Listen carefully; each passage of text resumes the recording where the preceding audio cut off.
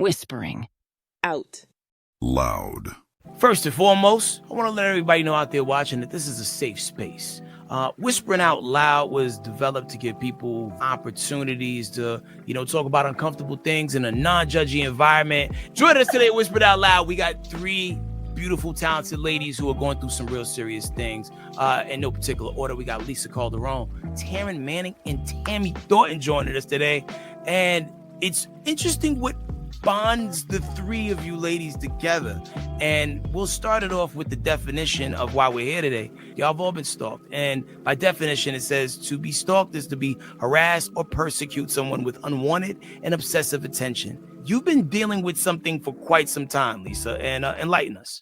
I started being stalked and actually, I guess, harassed. It is basically the same thing, but I noticed it last year around September that I started getting unwanted messages via fake Instagram. At the time when I was noticing it, I just didn't think anything of it. So every time I would get a direct message, I actually thought it was just, someone playing on, the Instagram. I didn't think anything of it until the messages started being more, I would say, direct as far as being personal.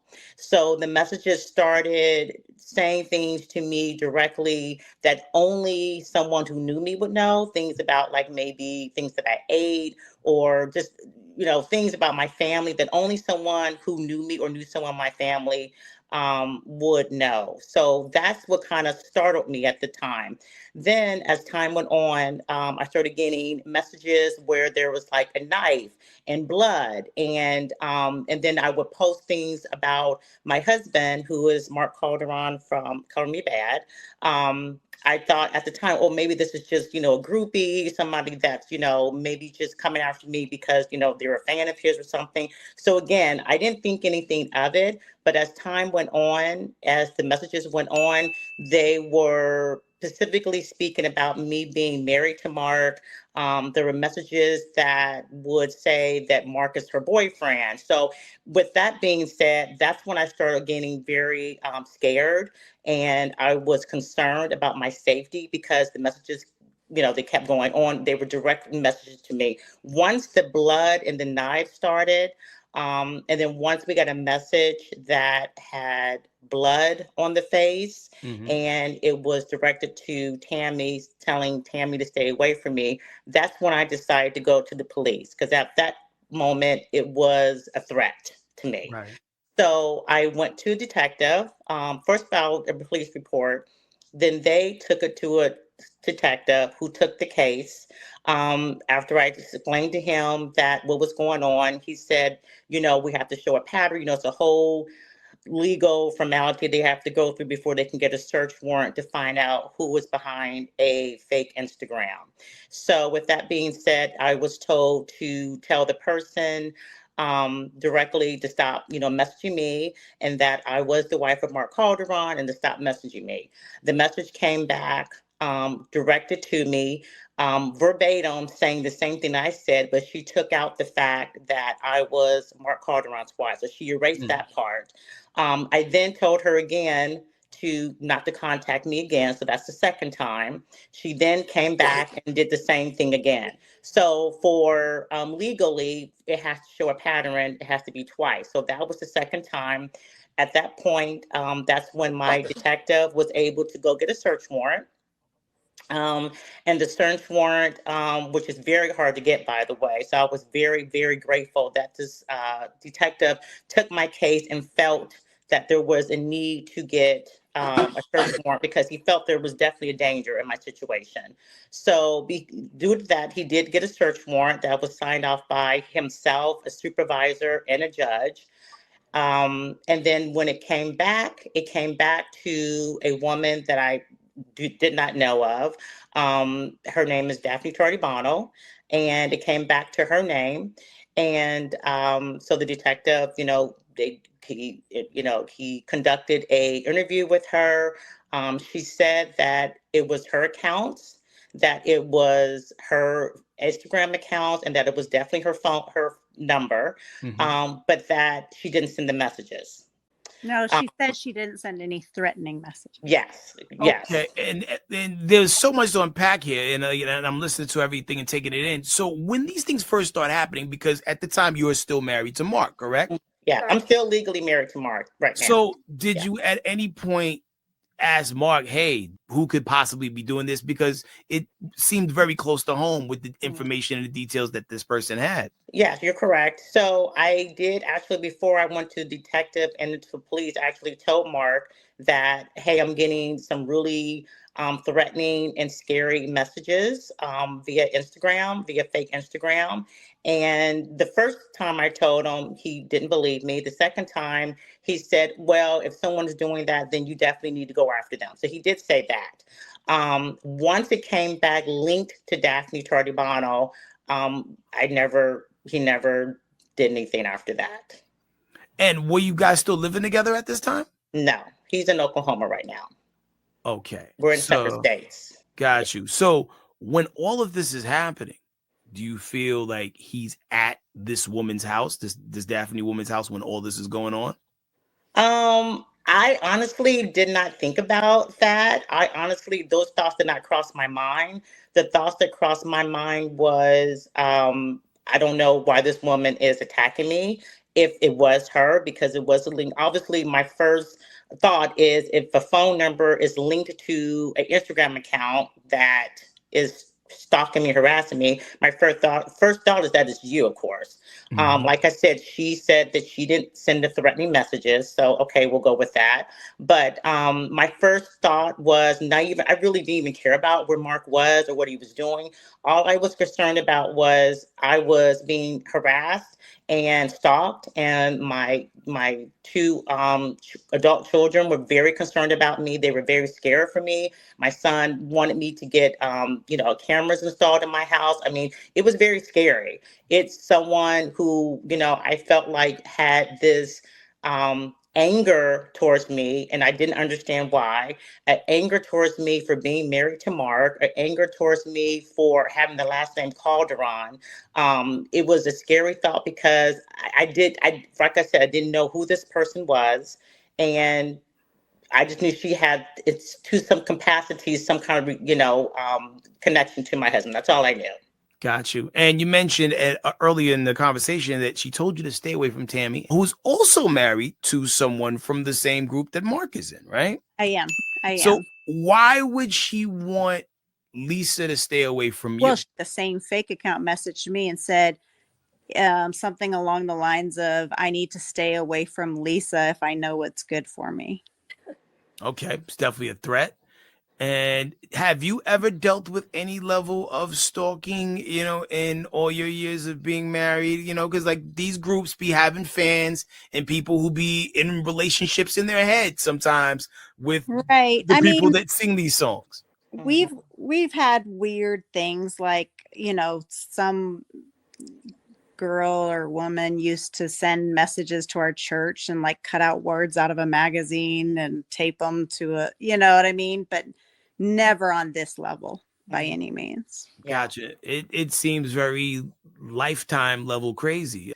Occasionally I'll look at my husband's old group's Wikipedia, and I noticed there was a change sometime like in December of 2022. And I didn't notice it until around May or something of 21. And I didn't notice it until May of around 2022. But there was a change made on the profiles. Like someone really knew what was going on in the inside of the group. And it said changes made by Mark Calderon, but then it was this Daphne Tardibano signed in for him. So then it was kind of like, oh, wait a second. That's not a real common name. So.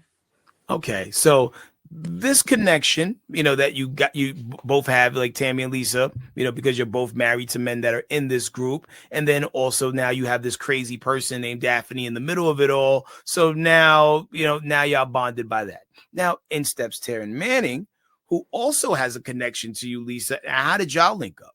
Taryn and I met because I costume designed the movie Karen. I don't know if you've seen that movie A BT on. Plus original. Yes. So that's how Tara and I met. So we literally just instantly had, just formed a friendship. We stayed in touch after the movie Karen. And, I had told Karen, I said, Karen, I said, when I meet actors, a lot of times I don't stay in touch with. I mean, we say we'll stay in touch, but time passes on, you never really stay in touch. But for Taryn and I, like, we really, really meant it. And we formed it was great working with her. And we just, like I said, we instantly, hit it off, and we just instantly had a great connection with each other. And so we kept in touch. And so basically, as time went on, we would text each other here and there. We would send messages on Instagram. And then I can't remember what happened, but I think just some kind of way I just started talking to her about what was going on with me recently. And I said, I'm going through, this hell right now with someone who's stalking me. And she said, oh my gosh. She said, Lisa, that's horrible. So we started talking, and unbeknownst to me, I had no idea that Taryn had went through the same thing.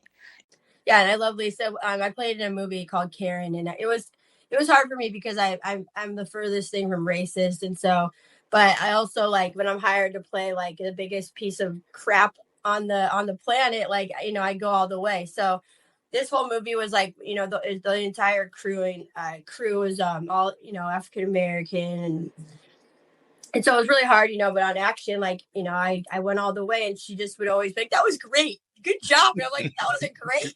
I just but she was just always like, she was so supportive, and I needed that because I could see some people like, whew, like, just like so like bummed on me and stuff. But she just was always so nice. And I looked great in it because of her, like the outfits. And she just really created this, like, helped me create this awful character. So I just always respected how loving she was. And so when I heard that she was such a loving person, was going through something so disturbing, I said, I've been through, they're not like exactly similar, but I've been through something that was really hard in my life. And sort of still, I think Lisa saw something recently, the people, because then it became more than one, like people, people love to gang up on people, and they see that it's effective. I call this like adult bullying, and like, you're really, there's no age that this is off limits, like this kind of behavior. I mean, this Daphne woman looks, I mean, she must be like, she looks like a too old to be acting like this. You know what I mean? I think sometimes there's a psychological component that comes with these types of behaviors. Like anybody who, because then I picked up what you said when she omitted the part that you were Mark's wife, which she's trying to create a narrative in her mind and create the reality that she wants to create. Like, he may have married you, but no, I'm the one that's in this corner and he's with me now. So there's definitely a stalker component to it, even from the standpoint of, like, her and her relationship with Mark, and then to go as far as be making changes for the group, like she in Color Me Bad and whatnot. Like, she really feel like she's in the DNA of it all. So for you guys to all be bonded by a similar situation, but also, Taryn, you understanding what it's like to be through that because of what you've been through, it's beautiful that y'all had each other to be each other's comrades and allies and, ears to talk to. A friend and I, me and a friend of mine, we had, we helped Lisa put together like a pretty comprehensive like PDF of all the screenshots and everything, so she could, all the screenshots, all the, like, the letter that this woman sent to her freaking agent. I don't know, I think she forgot to tell you that. Yeah. But this is exactly the kind of things I went through. Like, they really go for the jugular. They go, and you're like, who are you? I don't even know who you are, and you literally want to destroy my life, down to sending stuff to your work, just a smear campaign on another level, causing you to hire lawyers and spend money that wasn't allocated to this kind of stuff, just to save face. And because it's the most scary thing, we don't really know who's doing it or why they're doing it. And that's the whole thing about these people, is you can't make sense of it because they're not right. And when you try to make sense of it, it can drive you crazy, and then you can actually kind of lose it. And then your friends and your family, think you're losing it. You get kind of ostracized. People start leaving your life, and it's very powerful what they can achieve. And I did not want to see this happen to Lisa. Tammy bites back sometimes, which is rap. She gets going, and this woman is, there's no boundaries with her. There's no boundaries. And I just want to say also, Headkrack, I do want to make it clear, because obviously everything that we're saying is facts and legally factual, because we have documents to prove it. I want to make it clear that this is where the legal system comes in, and sometimes doesn't always work in our favor, especially me as a Black woman. I was, these messages that were being sent to me were very racist. She called me a mocha Karen. She called me a Black Karen. The faces that she made on the Instagram accounts were like a fake Black woman, but a very like almost cartoonish looking Black woman. Okay. That was very offensive as a Black woman. And so I do want to say this, that, with that being said, with the fact that the detective went on record and testified and said that he believed it was her, the case got dismissed. And so because of that, obviously I can't legally say that it was her because it got dismissed. Now, what I can legally say is that when the search warrant came back, it came back linked to Daphne Tartabano. There's a transcript with a detective on record saying he believes it was Daphne Tartabano. Now, in the courts, she says she doesn't believe she sent threatening messages. And then that's where we're at right now. She said she couldn't remember sending the threatening messages. She took the Ronald Reagan approach. With these people, I don't recall seeing this. Like, come on. I can't believe that still works. Yeah. Well, and the legal, Headkrack, how it works, especially, and I'm, obviously women go through this all the time, not just Black women, but women who are in abusive relationships. Obviously, this is different, but they go through the same thing where they're going to the police and they're trying to get the police documents, documented. They're trying to cry for help, and what happens? They don't get it. It's like the legal system. Like I've said to several people, I had to basically be dead or in a hospital, or she would have to come and said, "I'm going to come kill you," for me to get a protective order. Like, that's the way the legal system works. She did get a temporary protective order. A judge, when the search warrant came back linked to Daphne Tartabano, the detective told her, as soon as the court opens in the morning, you go and file for an emergency protective order. And that was granted immediately. Yes. Okay. Yeah. It ran for a duration of how long? I think it was about 6 months, Tammy. About four to 6 months, something. I think I got it in right before Thanksgiving, and it went until I think March. But here's the thing about these protective orders is they're so archaic, meaning like they really kind of lay out like if the person gets like 500 feet from you, but there's no orders about all the jurisdictions crossed on the internet. I mean, this is the thing is they have not figured this one out yet. So you can basically terrorize someone on the internet, and we all know that like this is where the majority of our activities go down, from our banking to our socials. Like I have password tattooed on me. This is why this is tattooed, if you can see it, is because with my situation I went through so much hacking, and then hacking into my bank accounts, stealing money, hacking into my mortgage accounts. I mean, changing my passwords, making it so I couldn't function. And so then on my second restraining order, I was able to get like a digital clause in there. This doesn't stop them. That's wild that you have to do a separate thing, because interaction and terrorism is all the same. And, and one can't help but to point the finger very strong at your husband, who has to be somewhat aware that this stuff is happening. Yeah. What is his response to any of this? Does he act aloof to it, like it's impossible? So I will say this, and then I'll leave, and I'll let the audience, go to their own conclusions.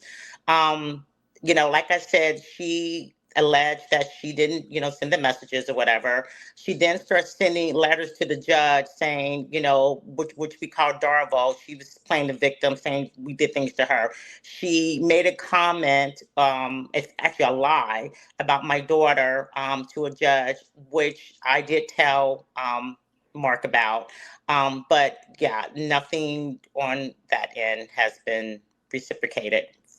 I But would say directly to me. I would okay, say that. I can't say he hasn't done anything, but for me, calling me or anything like that, nothing's been done got you. But on he that. has admitted to being with Daphne, though, right? Like, it is he with her currently? Their relationship, I really don't know what it is. And that's the honest truth. I don't know. We can't see behind closed doors, but aren't they business partners or something that you can't Yeah, see like, online?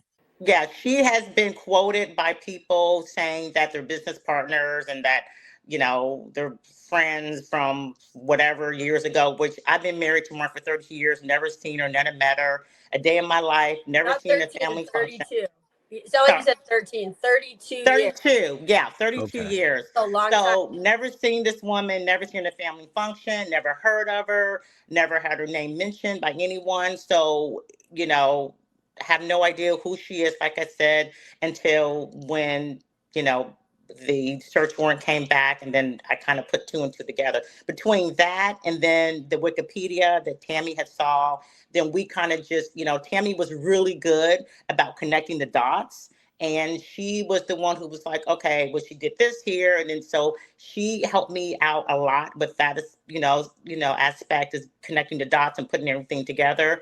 I will say that the whole time, even to this day, close family and friends have said, oh, Lisa, you're overreacting and, just let it go. And, that's my whole point, that I had said earlier, is that I want to point out to people who have gone, women who've gone through this, is that they get told so many times, especially, women who are in these situations, that, you're overreacting, just be quiet, just let it go or ignore them. And let me tell you, it doesn't work, because I did try to ignore this person, and she turned around and she started watching me from her own account. Daphne Thornton did. She started watching me on her Instagram. And although that's not a crime, why are you now watching me on my Instagram stories from your own account when your case just got dismissed?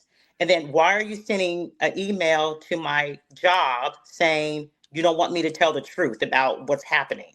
Like, why are you doing that? We have multiple documentation of her also talking about the timeline when Lisa is supposed to be divorced. She has the habit of talking about the divorce a lot. So apparently Mark is volunteering a lot of information that is weaponizing her actions and activities. There's something fueling this fire that's keeping her going. And, and shout out to you, Tamme, for, partnering up and helping, put some level of resolve. And same thing with you, Taryn. And it seems like your situation, you found the way out of it. How did your situation come to a close, or are you still dealing with yours as well? Well, my situation got unfortunately so ugly, but it's not necessarily done. My situation got so ugly, the person ended up going to Rikers Island for 6 months, and they did some jail time, and that person won't ever, like, they're after me for life, and that was warned. And the thing is once it became about like ROs. So what happened with my situation in a nutshell, because it's a long saga, is I had just started seeing somebody I'd fallen madly in love, and that this person just lost their mind about it, and basically this went on and on and on, and finally I went to the police and I was able to get an RO, and then not but like 2 months later, on my birthday, I'm headed out to my birthday party because this is such a big pivotal moment, and I get a knock on the door. My boyfriend looks out and he goes, "It's the cops." And I'm like, oh God, what? This has already been going through this stuff for months, and they say, "You're under arrest. You violated an RO." And I'm like, I violated an RO. So this person was so clever that they went around criminal jurisdiction into family jurisdiction and got an RO on me. And then I was arrested and falsely arrested on my birthday and put into the jail, the one that's at the police station, a little bird cage in there they put you in. and I'm sitting in jail for something I never did.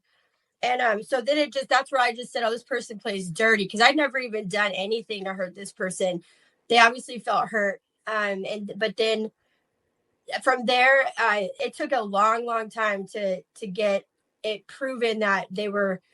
See, because it's crazy, because you can think you have this smoking gun that's going to put this person. But what my thing was, once it became about this person in New York City and not me against this person, because it was New York City against this person. So when they went to prison, that was because they violated New York City. But they're hell bent on thinking that I used my money or my type of fame to get them in prison. No, they got themselves there. So it's been nothing but a mess since. Even the judge, the third time they were arraigned, was like, why do you keep messing with Taran Manning? Your parents are here. They're crying behind you. Why can't you stop messing with Taran Manning? It's like she's a drug. And then they got carted back off to prison. And it's like they just couldn't stop. They could not stop. There was like an addiction. And now, like, you talk about Wikipedia, they write the craziest things about me on Wikipedia. I guess you can go in there and edit it.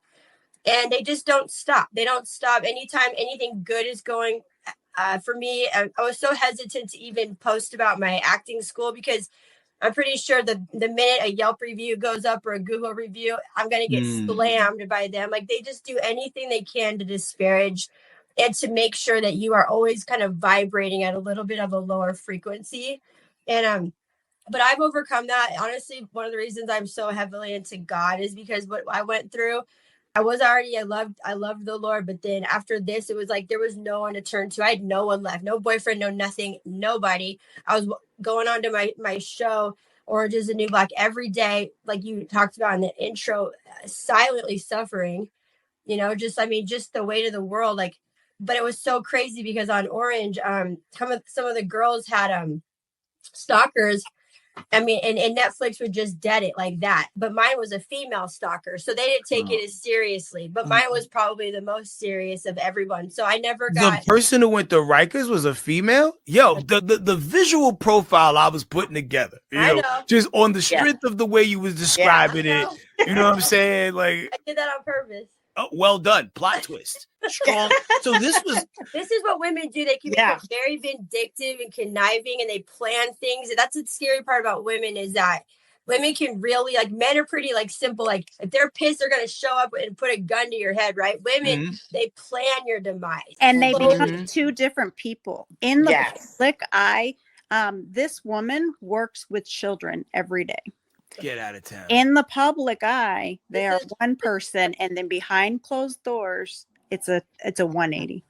See, and y'all are such good people, because it seems like y'all have enough in the chamber to be able to unravel her life the same way she tried to unravel y'all's in the workspace. You know what I mean? But, God don't like ugly. And, sometimes you can fight fire with fire, and sometimes you just kind of got to let the fire put itself out. Taryn, if I may ask, so with no questions asked, they took you to, like, how could they prove that you was even around that person to get hauled away? Oh, what's even more scary about it is that I never even, when you get an RO, I think you're presented with it. You have to sign it. If I right, is that right, Lisa? This has been a while. Yeah, because when she was served, she had to sign for it. Okay. So I never signed. I never signed this initial RO that I violated. So yeah, I mean, it was pretty messed up. I ended up trying to sue New York City. I was advised by a lawyer to sue them. I sued them for a lot, all under his his recommendations. I lost terribly. And then that went all over the press. So it's just been nothing but a nightmare for me. I've lost my agents, my managers, because of this person. They don't want to deal, because this is why I related so much to Lisa, was because they were contacting anybody in the vicinity, of friends, family. My mother pulled away from me. They all thought I was losing it, that I must be feeding this fire. And it was like, I always say this to people: we don't come down with a manual. Like, all right, turn to page 22. Right. It's a stalker in your life. Like, you don't know how to deal. Yeah. You just go put your foot in front of the other. But I ended up getting like GERD, which is like crazy stomach, like kind of really bad acid indigestion just from the being so upset. I got mono during during Orange because I was so run down, run ragged, trying to do my job, fight off this like invisible demon. And it just really messed up my life, and I didn't want to see Lisa go through it. And that's sort of where I came in strong. But I even see like there's nothing much you can do, it just has to kind of run its course. Unfortunately. And that's a terrible answer, because it seems like when you say you got to let it run its course, it's almost like you're waving the white flag, like, oh, it is what it is, and you just got to hope for the best. Now, Lisa, for you, like, when is the last time that there has been an interaction or anything that made you feel like the threat level was raising again? Or has it been quiet for a while? Well, I will say this, the last time that I know of, because remember, I'm dealing with fake Instagram accounts. Except for the one time when she came and started watching me from her own account, I actually blocked her from that. But that's what, to piggyback on what Taryn was saying, it's so hard with telecommunications because, she can be watching me. I mean, I'm sure she could be watching me for whoever is watching me right now. They could be watching me and I don't know. So, but I do know that she did post I don't follow her on Facebook, obviously. I don't know what she posted on Facebook, but from what I was told, she posted something on Facebook about me being, what is it called, Tamme? A vexatious litigator or something. Yeah. So basically, when we were going through the court system, and I want to make it clear, every single thing that I've done has been directed mainly and only by the detective. From everything that I've said, every comment, every action that I've taken has been from the advice of the detective or the judge and or lawyer. So I've done nothing on my own where I just act out on emotion. Everything I've done through legal advice or through the detective. So basically, when the first court that we had where it got dismissed, I went back and I appealed the case because the first court case that I had against her, I did not have the detective there as a witness, and I was told that I needed him there as a witness. So I appealed the case. I was awarded to appeal the case by a judge. She didn't show up to the. She didn't show up any of the court dates ever, and to the very last one, which she had to. And so her lawyer had no idea that the second court date had been appealed and that it was going on. So he thought I was just filing court dates just for the heck of it. So she recently put up on social media that was her motion against me. And then whatever. So the order that she did went nowhere. The judge didn't even pay attention to the motion, just as it died.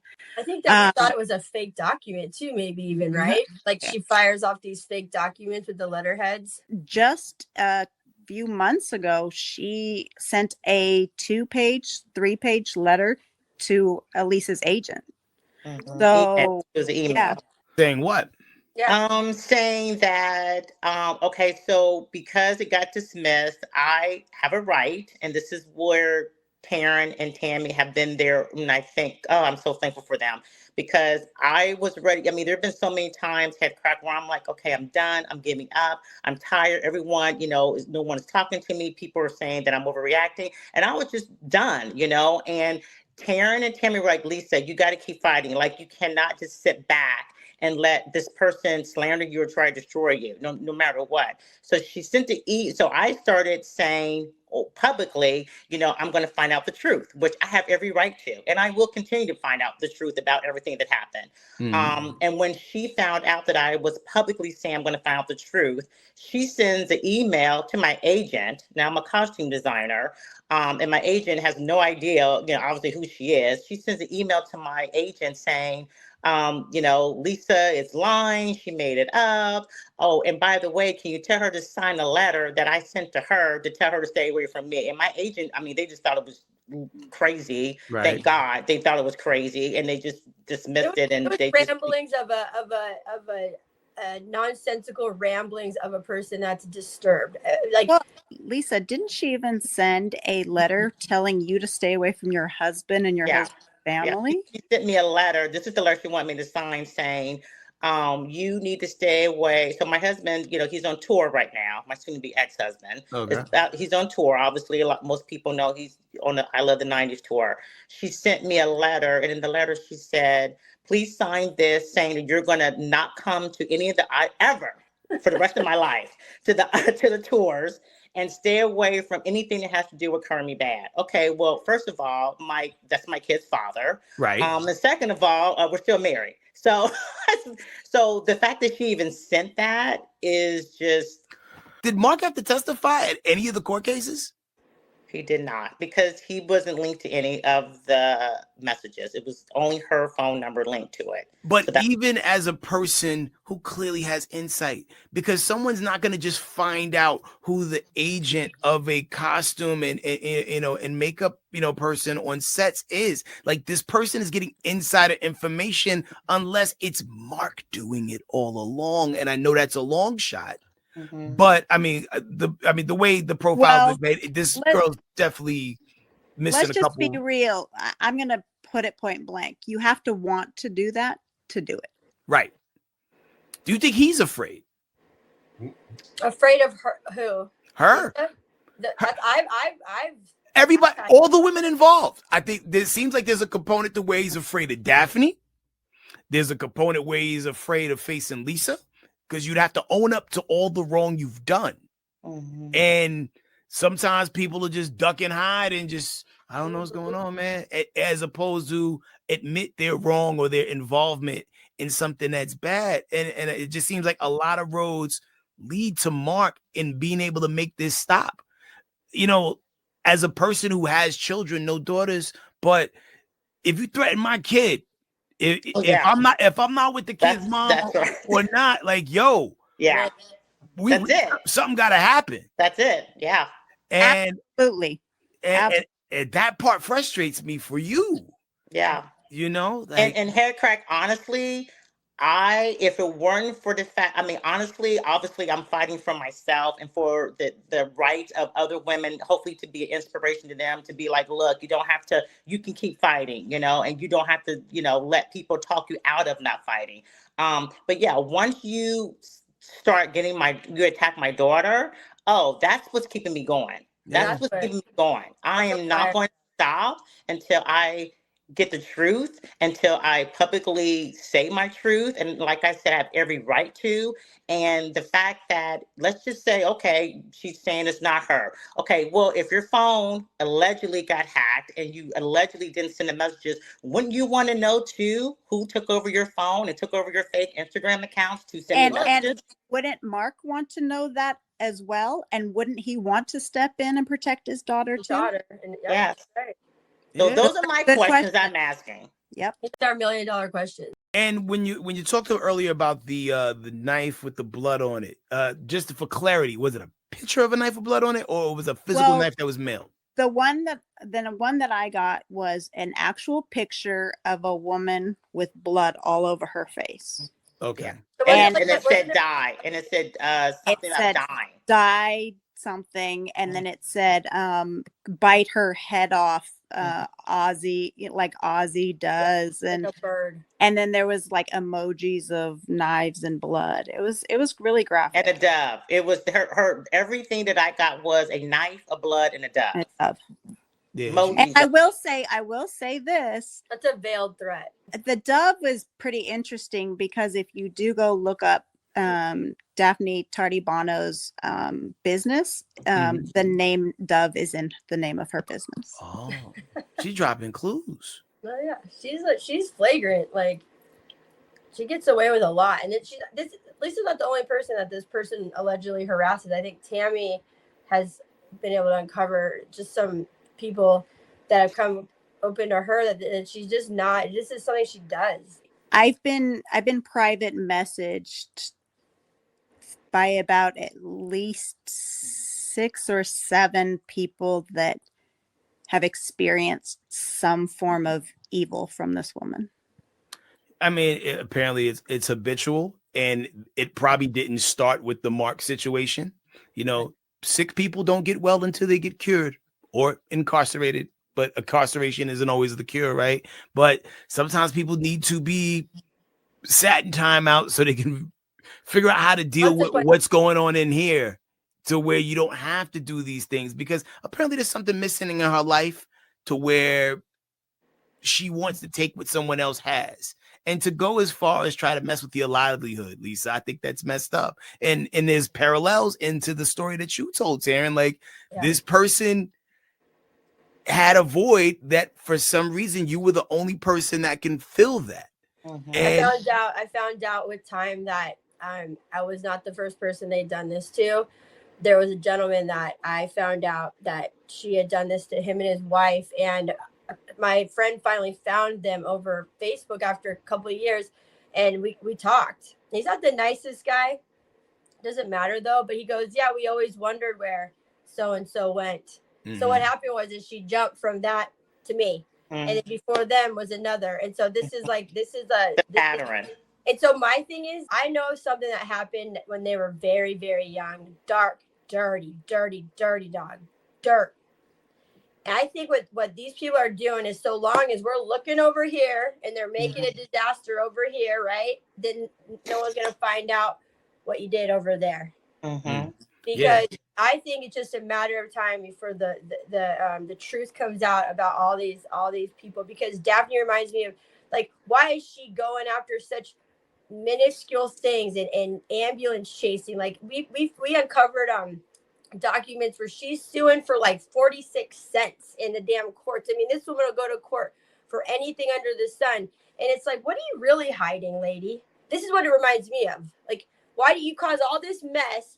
So you keep kind of stacking the paperwork in a sense, metaphorically, so to speak. So no one knows what you really did wrong. Yeah, I mean, her husband went running for his life at some point. Yeah, I mean, it could be an attention component, because some people look at attention, whether it's good or bad, as some level of attention. Oh man, I'm in trouble, at least someone's talking to me. You're oxygenating it. Yeah, and it is so hard sometimes to understand what makes certain people tick and what motivates people to do the things that they do. But yeah, there's probably something traumatic, like you said, Tana, that happened a long time ago, and this is just how that person's wired. And I just hate that all these fail safes that we look forward to as citizens have failed y'all both in different ways. And and when is your last interaction, Tammy, with Daphne been? Direct interaction? It's been a long time. It's the fake Instagram accounts. She would put up pictures and put my name on them, put Lisa's name on them, of like witches and things like that with our names on them. And is she even being creative with the page? Is it like Daphne with a 3 instead of an E? You know what I'm saying? Like it do they even have followers? Are she like going so far as to buy followers too to make it look? Well, these accounts were created in like 2020. Okay. One thing I want to point out too, in 2020, in the tax records or in the county public records, one thing I noticed, she was married, right? Okay. She was married for over 30 years. So there has to be some level of overlap between her husband and Mark, and this guy could probably also bring some clarity to it to help build a better and stronger case.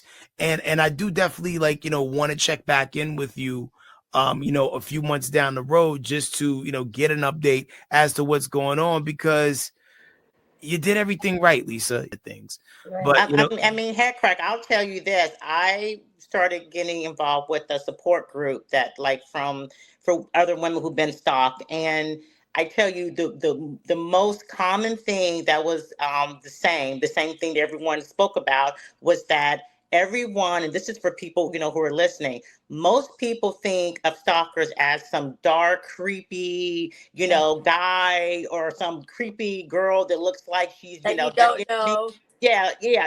Sneaking in the middle of the night with dark clothes on. And what we all had in common was that all their stalkers were doctors. Some of them were therapists. So they were very respectable people. So I gotta go because I have that meeting, but you guys keep going. I'm gonna leave. Thank you so much. Thank you so much for sharing with us. And where can we catch you next, yo? Right now I'm just focused on my school and stuff right now. But you can watch me on a movie that I just had come out called Naked Umbrella, The Adventures of Naked Umbrella. It's really good. Yo, and feed us some more music, yo. Your voice is dope, yo. Come on now, stop playing. Well, much love to you, Taryn and Taryn, and get to your meeting and be safe.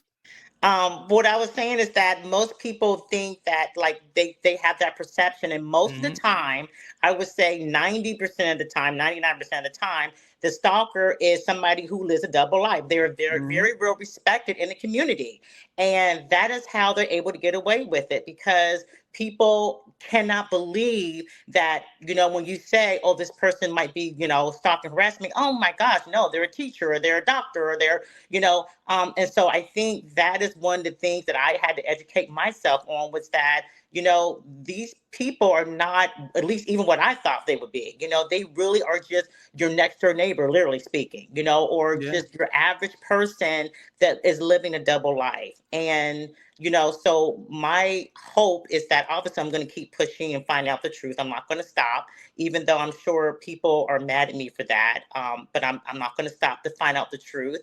And I want to bring to light to other women who are going through this, especially me as a Black woman. I don't feel like the system is always fair to us.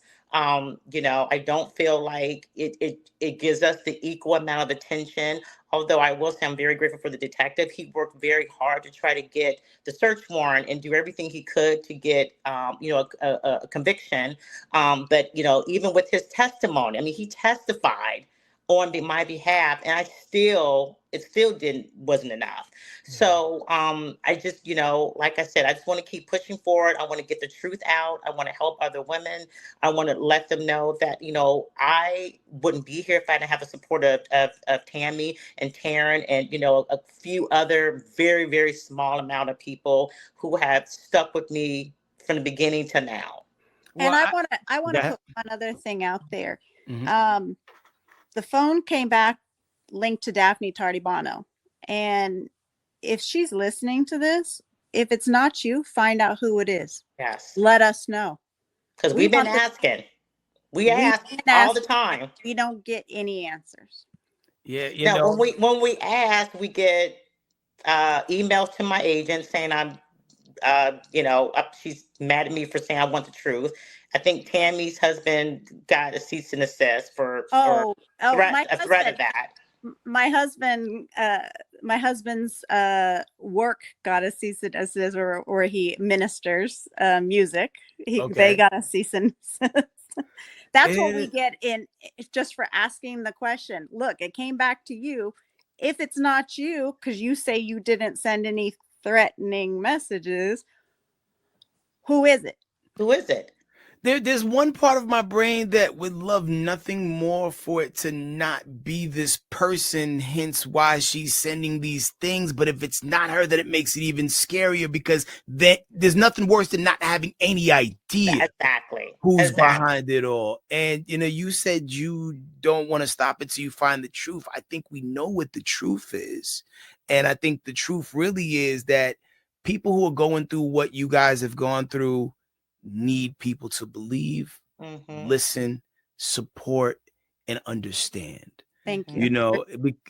Because no one wants to go through anything alone, especially something like this. So I commend you all for just your friendship and just the unconditional love and attention that you guys have paid to each other in y'all stories and commitment to help. The fact that people who are not dealing with it directly or digging up things and just trying to figure it out and make sense.